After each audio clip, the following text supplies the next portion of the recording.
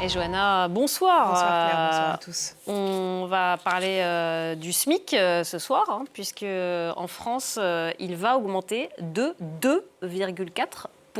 Oui, c'est ce qu'a annoncé Jean-Pierre Farandou, le ministre du Travail qui était invité ce matin chez nos confrères de France Info. À partir du 1er juin, le SMIC brut mensuel va passer de 1 823 à 1 867 euros. Ça représente une augmentation de 44 euros qui, a priori, devrait concerner environ 2 millions de travailleurs. Alors, on n'a pas les chiffres exacts du nombre de Français rémunérés au SMIC, mais on sait que lors de la revalorisation du 1er novembre 2024, 2,2 millions de salariés du secteur privé en avaient profité. Donc, a priori, on devrait se situer autour de ce chiffre, puisqu'il n'y a pas eu de changement majeur sur le marché du travail depuis fin 2024. Et on imagine que cette hausse du salaire minimum, c'est une bonne nouvelle. À première vue, oui, ça va quand même permettre à pas mal de Français de gagner un petit peu plus d'argent, sauf qu'en réalité, quand on creuse un petit peu, on se rend compte que cette hausse du SMIC, elle est là simplement pour compenser l'inflation. Inflation qui s'est accélérée ces dernières semaines à cause du conflit au Moyen-Orient. Regardez les chiffres à l'écran.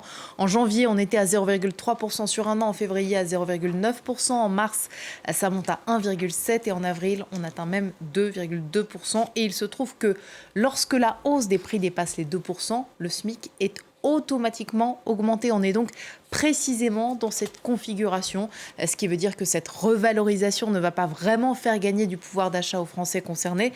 Elle va surtout leur permettre de ne pas en perdre.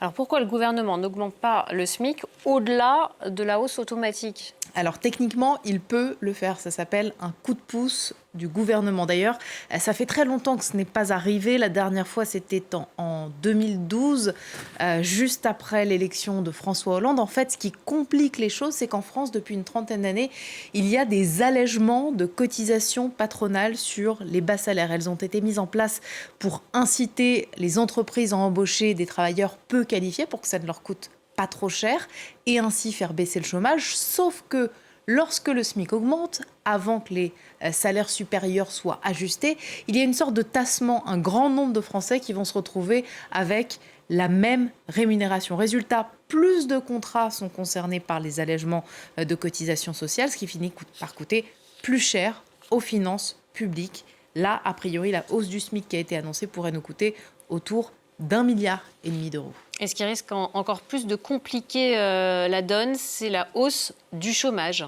Oui, on a eu les derniers chiffres ce matin, ils ne sont pas très bons. Regardez l'évolution du taux de chômage ces 12 derniers mois. Au deuxième trimestre 2025, on était à 7,6%. Troisième trimestre, 7,7%. Quatrième, 7,9%. Et finalement, au premier trimestre 2026, on est passé à 8,1%. Alors certes, c'est le niveau le plus haut depuis 2021, mais ça s'explique en partie parce que la population active, donc celle qui est en âge de travailler, a augmenté et que le marché de l'emploi ne parvient pas à l'absorber, à trouver du travail pour tout le monde. Ça ne veut pas forcément dire que des postes ont été détruits. D'ailleurs, le gouvernement de la Banque de France relativise. Ce matin, sur France Info, il a affirmé que dans le précédent ralentissement de l'économie française, donc après 2012, le taux de chômage était supérieur à 10%. Effectivement, on avait atteint un pic à 10,5%, c'était en 2015. Certes, on s'en rapproche, mais on en est encore assez loin. C'était l'économie. Merci beaucoup, Johanna Citreux, qu'on va